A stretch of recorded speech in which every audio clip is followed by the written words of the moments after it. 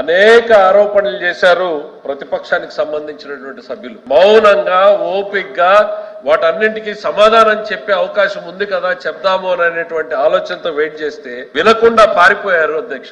ఎందుకు అనంటే వారు చెప్పినటువంటి ప్రతి మాట కూడా తప్పు అనేటువంటిది వాళ్ళకి తెలుసు అధ్యక్ష, వాళ్ళ మనస్సాక్షి తెలుసు అధ్యక్ష. ఒకే ఒకటి అధ్యక్ష, నేను ఎప్పుడో లాస్ట్ లో పోదాం అనుకున్నా, దీన్ని బిగినింగ్ లోనే ఒక అంశాన్ని టచ్ చేసి నేను సబ్జెక్ట్ లోకి వెళ్తాను అధ్యక్ష.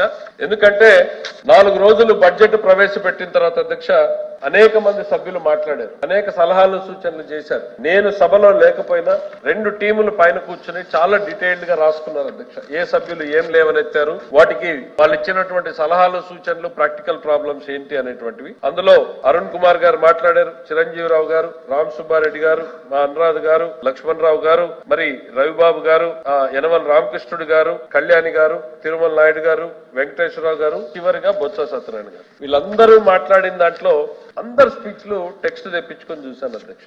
బహుశా నేను అనకూడదు కానీ ఎవరో ఒకరే స్క్రిప్ట్ రైటర్ రాశారు అధ్యక్ష. బొత్స సత్యనారాయణ గారి దాంట్లో ఇంకో 2 మాటలు ఎక్కువ ఉన్నాయి తప్ప మిగిలిన వైఎస్ఆర్సీపీ సభ్యులు మాట్లాడినవన్నీ కూడా స్క్రిప్ట్ రైటర్ ఎవరో ఒక్కరే రాశారు అధ్యక్ష. 2 అంశాలు అధ్యక్ష, దాంట్లో అప్పుల గురించి, సూపర్ 6 గురించి మాట్లాడారు తప్ప ఇంకా వేరే ఏ రకమైనటువంటి బడ్జెట్ లో గురించి మాట్లాడినటువంటి సందర్భాలు కనపడలేదు అధ్యక్ష.